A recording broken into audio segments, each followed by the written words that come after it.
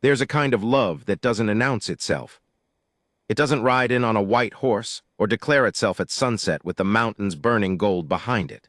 It creeps in during the wrong season, at the wrong time, between two people who have no business feeling anything for each other. And it takes roots so deep that by the time either one of them notices, it's already become the thing they'd trade everything to keep. This is a story about a cowboy named Eli Marsh who kept a leather journal not because anyone told him to, but because he said the land never listened back. He wrote down what he saw, what he felt. What he couldn't say out loud because the sky was too wide, and the silence was too thick, and some things only make sense when a man puts ink to paper at 2 in the morning with his boots still on. It's also a story about a woman named Soaringbird, called Aya by those she allowed close enough, who belonged to a band of Mescalero Apache moving through land that used to answer to different names. She had a way of looking at a person that made them feel simultaneously seen and undone, like she was reading the part of you that you'd forgotten to hide. Eli would say later that he didn't mean for any of it to happen. But his journal tells a different story. It says, "I think I knew the first time she looked at me across the fire. I think I knew and said nothing because saying it out loud would have made it real, and real things can be taken." What follows is told in 3 parts, drawn from those journal entries, from the memory of a man who spent 30 years afterward looking at the horizon the way some men look at a church, hoping without proof that something on the other side was still listening. He never did give up 10 herds, but he thought about it. God help him, he thought about it every single day. The mule went lame on a Tuesday, and that was how everything started.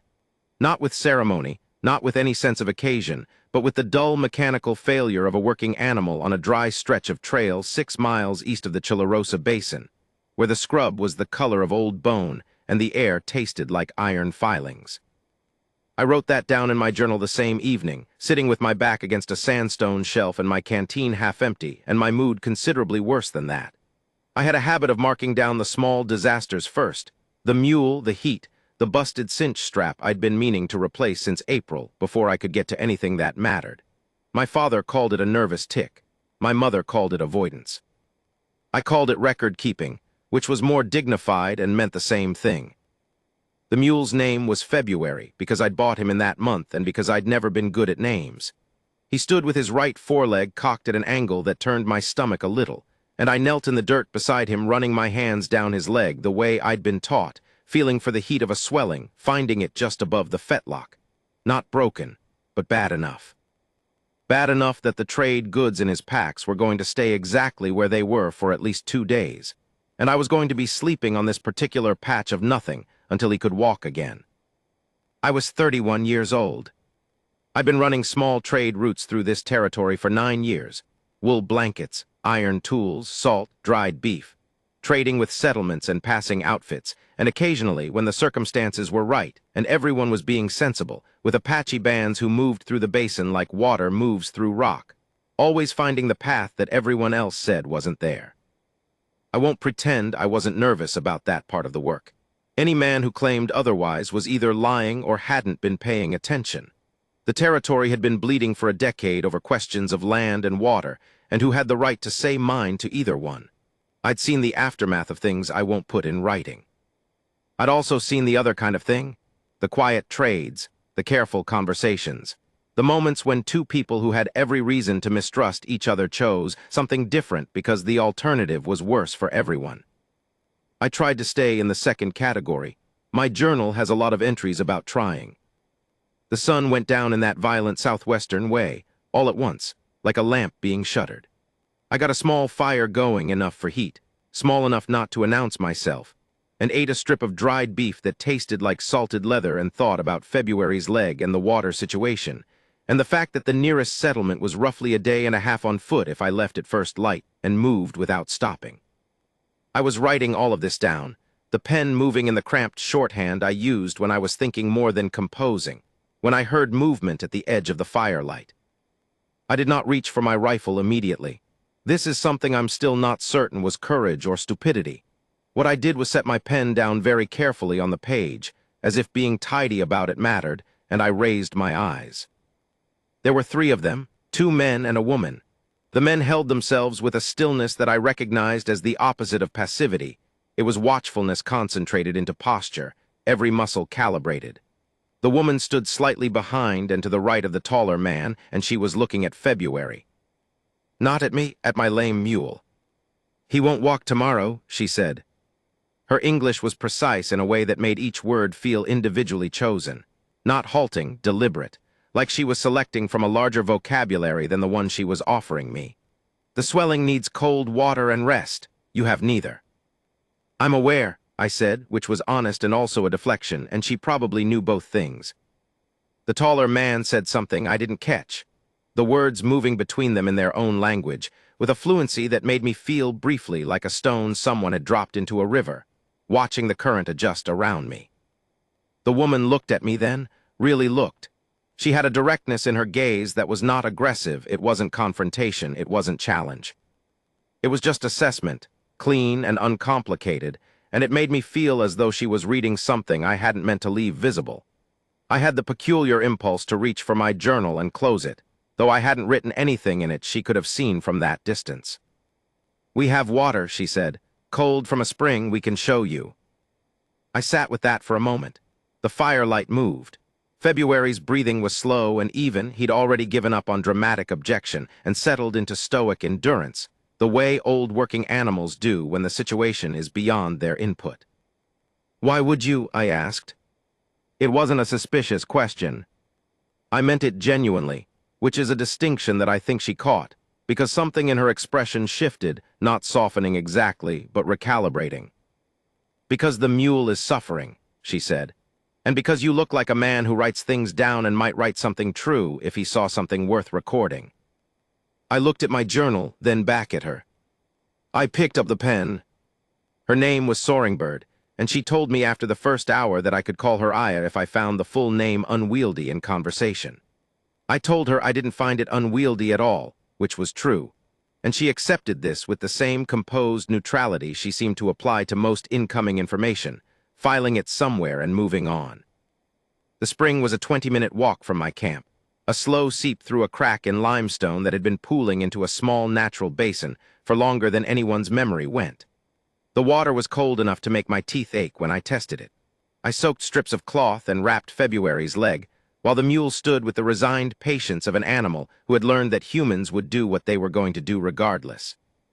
The two men, whose names I recorded phonetically as best I could, knowing I was probably mangling them, built a separate fire a polite distance away, and kept to their own conversation with the comfortable ease of people who didn't need to fill silence to justify their presence.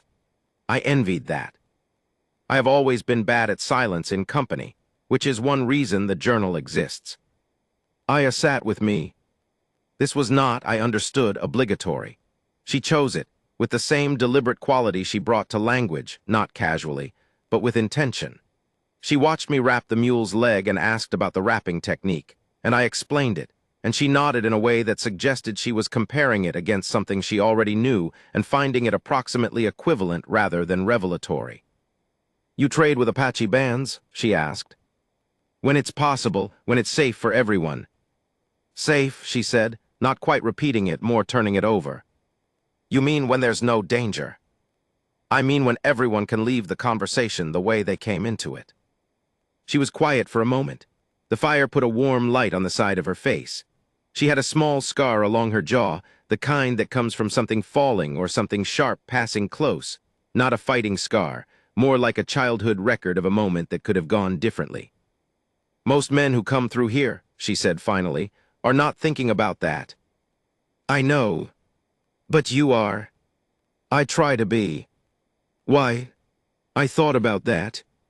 The honest answer was complicated and involved my father, who had died holding opinions I found convenient to inherit before I understood what they'd cost the people around him, and the years I'd spent trying to decide which of his beliefs were worth keeping, and which ones I needed to set down like something heavy I'd been carrying without realizing it.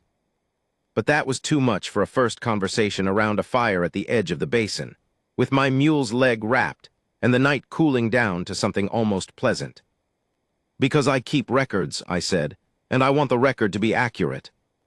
She looked at me again with that reading quality. Then she said, That's either very humble or very self-serving. Probably some of both, I said. And for the first time, she smiled. It wasn't large. It wasn't the kind of smile a man writes home about.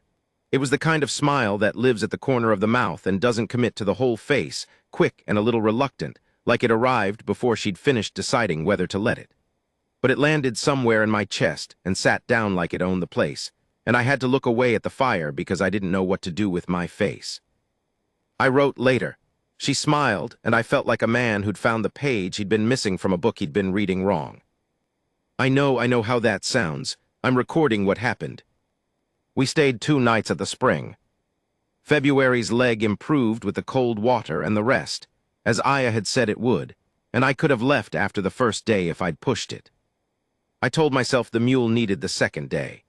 I was lying, and my journal knew it, because I wrote the lie down and then wrote the truth underneath it and put a small asterisk between them the way I do when I've caught myself being dishonest in the recording. The band was making a longer stop than usual. There was food to prepare, repairs to make, and one of the older members needed rest that they weren't going to rush. Aya translated the essential geography of this for me in pieces over the course of the 2 days, offering information the way she did everything else, with selection, with intention, not withholding, choosing. There's a difference that matters. I learned that she had spent 3 years near a mission settlement as a young girl and acquired her English there, and that she had specific and unsentimental feelings about that period of her life that she summarized once as useful, and then declined to elaborate on. I learned that she was responsible for a great deal of the band's trade negotiation when trade was happening, because she was, in her own words, better at reading what people mean than what they say. I learned that she found my journal endlessly strange.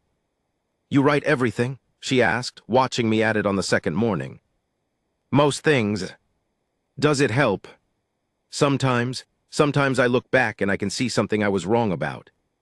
Sometimes I can see what I was right about and didn't trust. Which happens more? "Being wrong," I said without hesitation. She nodded as though this were exactly the correct answer. "In my experience also." That second morning she showed me something without explaining why she was showing me. She led me a 1/4 mile from the camp to a place where the rock face had been marked. Not recently. The pigment was old and settled deep into the stone, with figures that moved through a story I couldn't read but could feel the shape of. Hunters, animals, something that might have been rain or might have been something else. Hands pressed flat and outlined in ochre at the right edge of the panel like a signature or a claim or a question. "Your records," I said. "Different," she said. "These are not what one person saw. These are what everyone agreed was true enough to keep." I stood looking at the hands. There were small ones among the large ones. A child's hand, the fingers spread wide.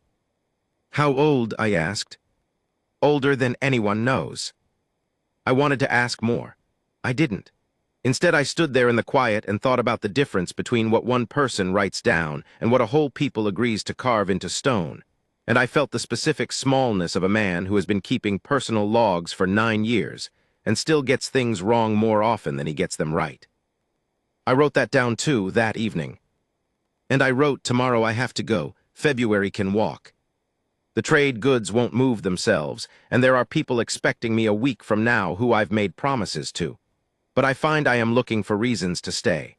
I find the reasons are not hard to locate. I found 6 of them, actually. I put an asterisk next to number 1. The morning I left, I packed February's packs in the gray before light and did not let myself be slow about it because being slow about it would have been a kind of honesty I wasn't ready for. Aya came out of the camp while I was checking the cinch strap, the repaired one, which she had noticed was fraying the first evening, and had looked at with the focused attention she gave to things that were going to cause problems later. She had something in her hand. A piece of worked leather, folded twice, small, the kind of thing a person could close a fist around and not show. "For the mule's leg," she said, "to wrap if the swelling comes back." I took it. My hand and her hand were close enough that I felt the warmth of her palm before either of us completed the exchange, and I stood very still for a moment in a way that probably looked stupid. "I'll write it down," I said. "The spring, the method, in case. In case you find yourself lame again. In case someone else does, and they're near here." She looked at me for a long moment. The light was doing something to the east, turning the sky above the basin from black to a dark, bruised blue that wasn't quite morning yet. "Is that why you write things down?" she said. "For the someone else?" "Partly. And the other part?" I had the truth ready and put it away again, because it wasn't the kind of truth that had anywhere to land at this particular moment between two people who had known each other for 2 days, and had their own directions to move in, and their own obligations pulling at them from either side of a line neither of them had drawn. "So I don't forget," I said, which was also true even if it wasn't everything. She held my gaze for another second. Then she took a small step back, which was a kind of acknowledgement, not rejection, not closing, just recognition of the distance that was going to exist whether either of them acknowledged it or not. "You'll come back through this territory," she said. It wasn't a question. "Most likely. It's on my route." "Write something true," she said. I put the piece of leather in my breast pocket, next to the journal. "I'm working on it," I said. I rode east. I didn't look back, because looking back is a thing I have learned I can't do halfway, and there are some sights that once you've taken them in you can't close the account on them again. I wrote that down a mile down the trail, stopping February on the warming morning and pulling out the pen while the mule sighed with the patience of a working animal, resigned to an owner who makes strange pauses. I wrote, I think I already knew. The way you know a storm is coming by the particular color of the sky, not from the clouds yet, but from the light. She looked at me across the fire that first night, and I already knew and said nothing. Real things can be taken, I know that. I've had real things taken before. But I think I also know that some things, once they take root, don't need you to tend them. They just grow. I made it to the settlement at Shenega Creek with 7 days to spare, which I spent being more efficient and more competent than I'd been in years, because motion is the best substitute for thinking when thinking is leading somewhere you're not ready to go. The trades went well, the wool was wanted, the salt even more so.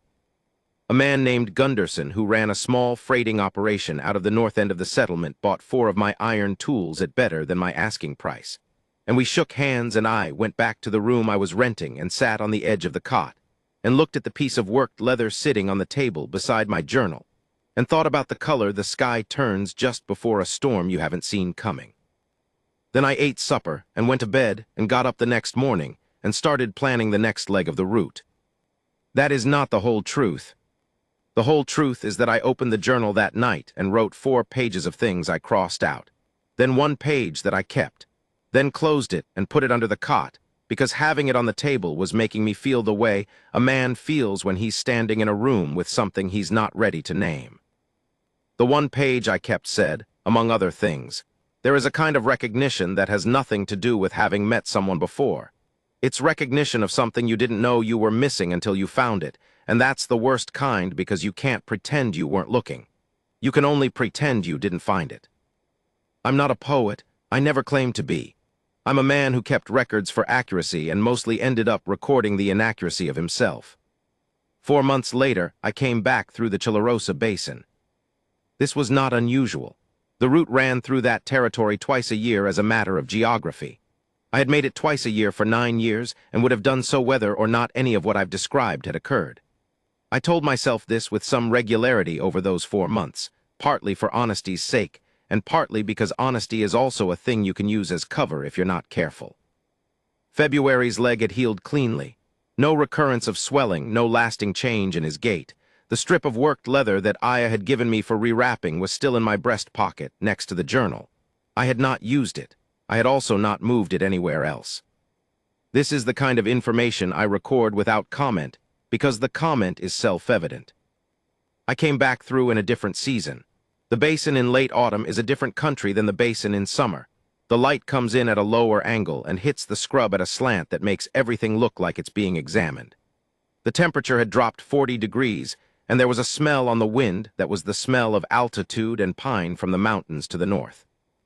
I wore my heavy coat, and February wore a blanket across his hindquarters, and we moved through the colder air with the peculiar lightness of 2 working animals who have finished 1 season's purpose and have not yet been given the next. I did not know if I would encounter the band again. Movement through the territory is its own logic, following water and weather and the particular calculus of living in a place rather than just passing through it. I knew where the spring was. I knew the landmarks of those 2 days in a way that I knew very few physical places, with the specific attention a man gives to something he was paying unusual care to while it was happening, because some part of him understood he'd want to be able to find it again. I found the spring. The band was not there. I sat by the spring for an hour, which I told February was because he needed water and told myself was for the same reason. And the water was cold and February drank, and I filled the canteen and sat on the limestone edge of the basin and wrote in the journal and tried to be honest about what I was feeling. What I was feeling was something I was not ready to call by its name. I'll say that much.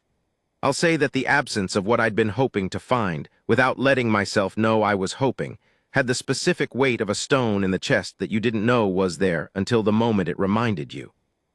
I wrote, she said, write something true. Here is something true. I don't know what I would have said if she were here. I know that I would have wanted to say it. I know that wanting to say something, and not knowing what it is might be the definition of the situation I'm in. I know that the piece of leather is still in my pocket. I know that the mule's leg is fine. I know that there is no practical reason it's still there. I think I'm keeping it for the same reason I keep records, so I don't forget. I closed the journal and stood up and told February it was time to move.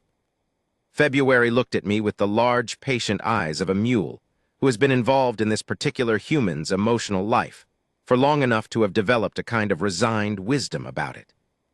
Don't, I told him. He drank some more water. I found the band 2 days east of the spring, camped in a dry arroyo where the walls cut the wind and a small oak tree had managed to establish itself against all reasonable expectation of the soil. There was a cluster of shelters and a central fire, and the sounds of a working camp in the early evening, voices, something being prepared, a child somewhere doing what children do, which is make clear that life is still being lived regardless of adult opinions about the current situation. I came in slowly and made myself visible from a distance, the way you do when you don't want to be a surprise, and I was met at the edge of the camp by one of the 2 men I'd met at the spring, the shorter one, who I'd written down as having a quality of watchful patience that made him seem older than his face. He said something to me that I didn't understand, and then waited, and then apparently decided I had made it this far without getting anyone killed and led me into the camp. I was at the fire. I don't know what I expected.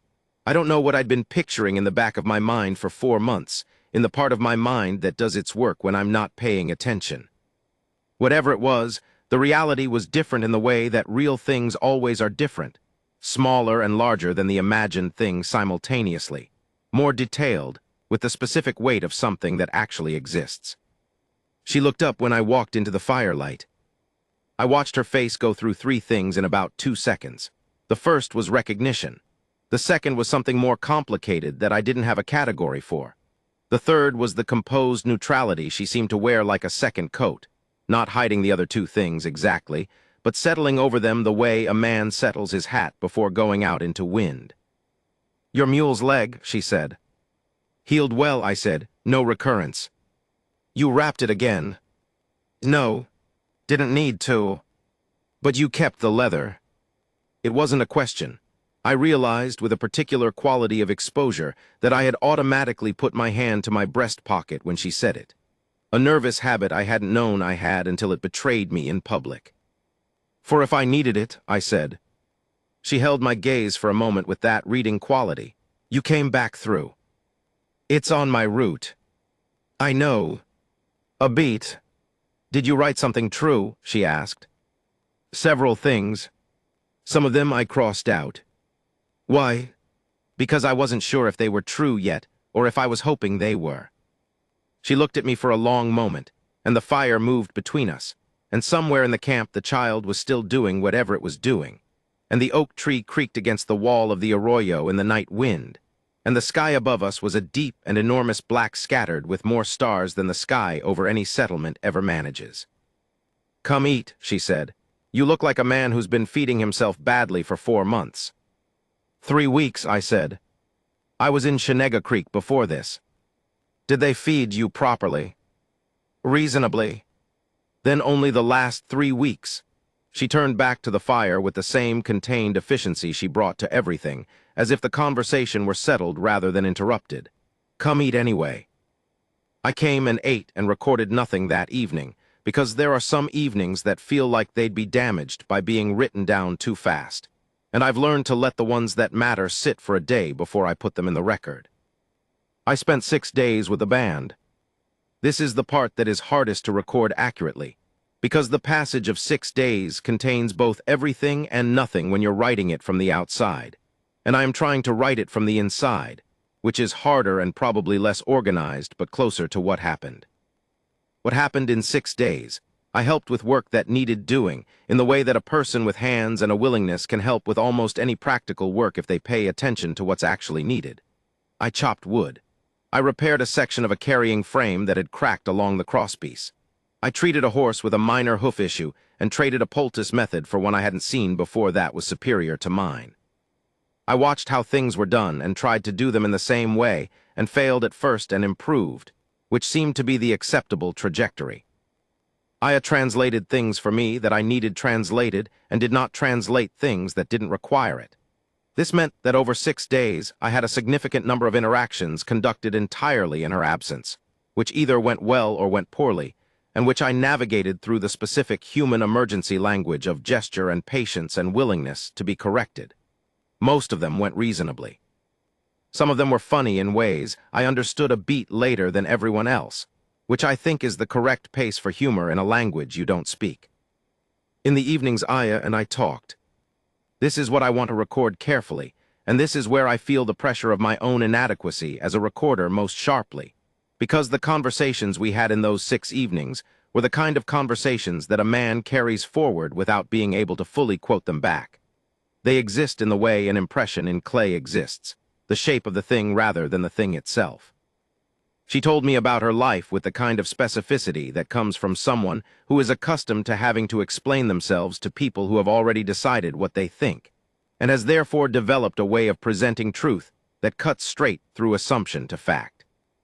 She told me about moving through land she knew in layers, the water knowledge, the seasonal knowledge, the memory knowledge of what had happened where and when. She told me about loss with the same flatness she brought to everything, not flatness of feeling but flatness of performance, as if she'd long since stopped packaging grief for the comfort of the person she was offering it to. She told me about a sister. She told me about the specific quality of missing someone who is gone in a way that isn't clean, that doesn't have a ceremony that closes it.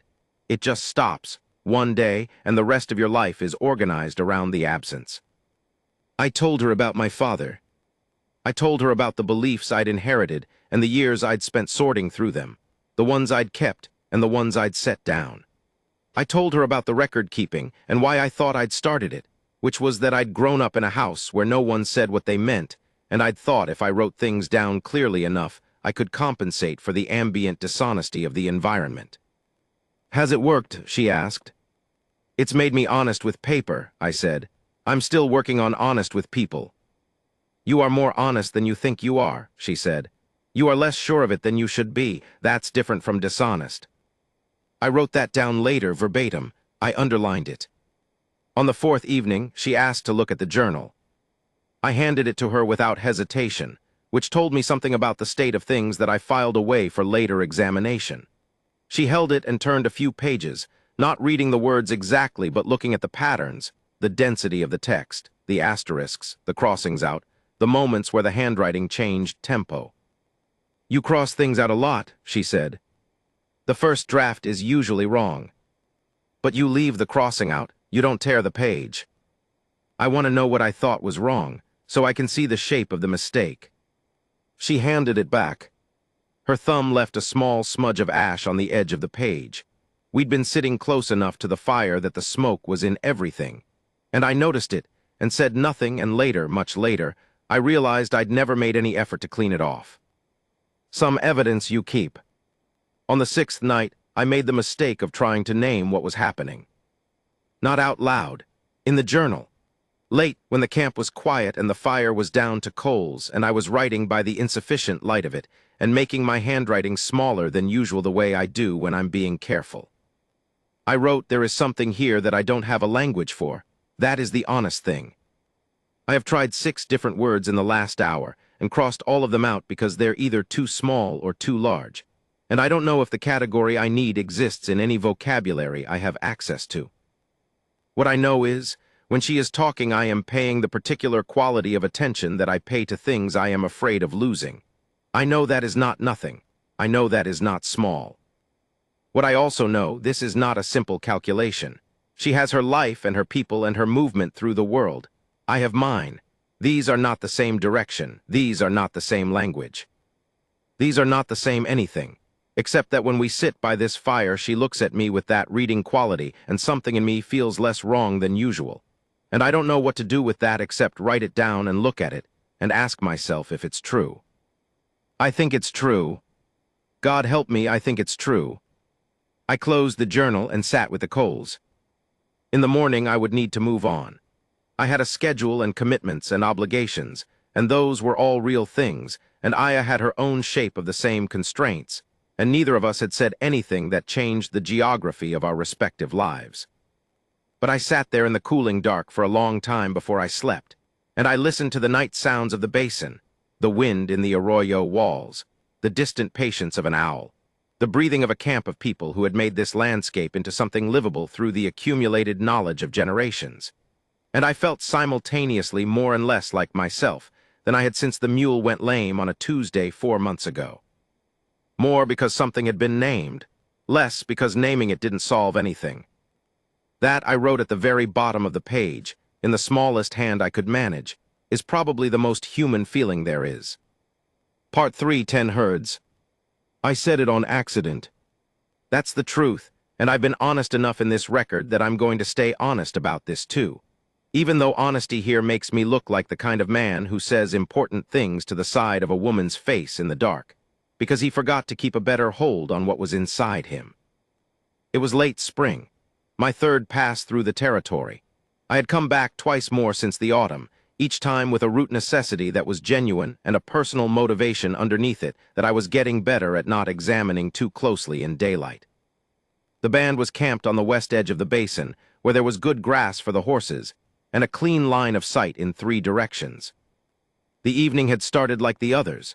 The fire, the food shared, the conversation that started somewhere practical and wandered sideways by increments until it was somewhere else entirely. Aya had been telling me about a disagreement she'd had with one of the older women in the band about the correct way to prepare a medicine that I didn't know and had no opinion about. And she'd been describing her own position in the argument with the particular combination of confidence and exasperation that she brought to situations where she knew she was right and was also getting nowhere. She made a gesture with her hands that was frustration made visible, both hands out, palms up, a kind of offering of the pointlessness of the situation to the sky, and the firelight caught her face at that exact moment, and I looked at her the way I'd been not looking at her for the better part of a year, and something in me that had been carefully maintained at a safe pressure released. I'd give up 10 herds for one night with you, I said. The words were out before I understood I was going to say them. The silence after them was immediate and total, the way silence gets when something has changed the nature of a room, and everyone in it is still catching up to the new conditions. Aya went very still. I'd like to tell you I handled the next few seconds with dignity. What actually happened was that I looked at the fire, then at my hands, then at a point somewhere between the fire and my hands, and I felt the specific quality of exposure that a man feels when he has just said the truest thing he knows and cannot take it back. 10 herds, she said. Her voice was flat in a way that didn't mean flat. It meant she was in the process of receiving information and had not yet completed that process. That's not, I started. I know what it means. It came out like a trade, I said. It wasn't meant like a trade. I don't have 10 herds. I've barely got February and a decent cinch strap. I know you don't have 10 herds. I know what you meant, Eli. She had used my name before. Not often, she was economical with names the way she was economical with words generally, using them when they were the right tool and not otherwise. Each time she used it, it landed somewhere specific. She was looking at the fire. I was looking at her looking at the fire. The camp was quiet around us, the late evening quiet of people who have found their rest and are keeping to it. The horses were dim shapes at the edge of the darkness. The wind was coming from the south and smelled like rain that was still a day away. I know what you meant, she said again, softer. And I know you are a man who writes things down so he doesn't have to be wrong twice. Sometimes I'm wrong twice anyway. Yes, a pause, but not about this. I turned to look at her fully. She was still looking at the fire. There was something in her face that was not the composed neutrality, not the reading quality, something underneath both of those that she was allowing to be visible in the way that she occasionally allowed things to be visible, by choice, the way she'd shown me the pictographs on the rock face, choosing what to make available. I know you come back through on the root, she said. I know the root is real. I know what is underneath the root is also real. She paused. I have known this for some time. And, I said, because I am not a man who has ever been good at waiting. And I am trying to decide what to do with it, she said, like I think you have also been trying. I've been writing about it, I said.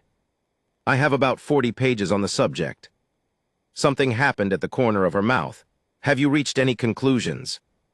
I've reached several. I've crossed out most of them. What are the ones you kept? I thought about it. The fire moved. February, somewhere behind me in the darkness, made a soft sound that was either contentment or judgment, and I have never been certain which. That this is real, I said. Whatever this is, that I don't have a good word for it in any language I know.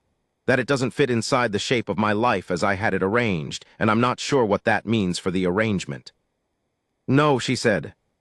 No, it doesn't fit. No, you haven't reached conclusions. Those are the things you know. Conclusions are what you decide to do. She looked at me then. What do you decide? This was the question. This was the whole of it, and I sat with it in the way you sit with something enormous when it arrives, not trying to contain it or answer it immediately, just letting it exist at its actual size. I decide I'm afraid, I said, and that I'm tired of using that as a reason to not write the true thing. I looked at her.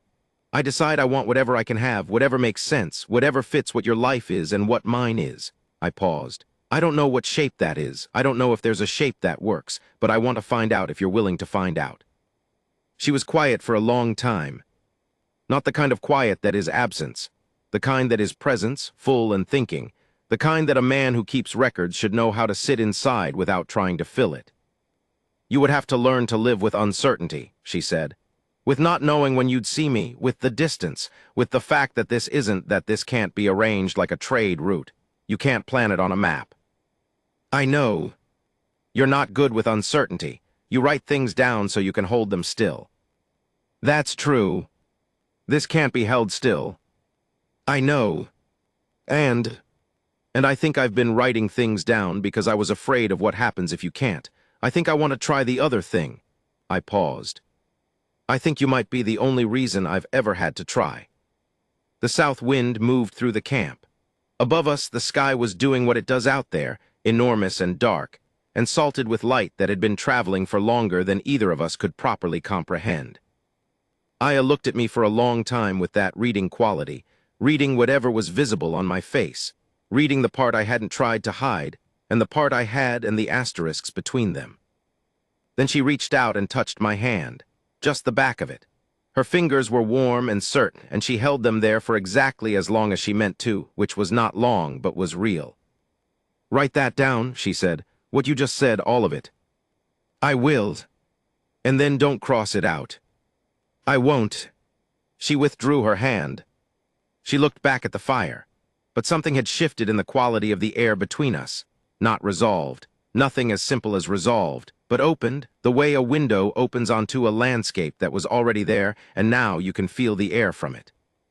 One night is not enough, she said quietly, in case you wondered. I know, I said, I know. What you said, 10 herds, another corner of mouth thing, it's too low. Wildly undervalued, I agreed. Embarrassing, really. I panicked. You panicked and gave me an honest thing anyway. She glanced at me sideways.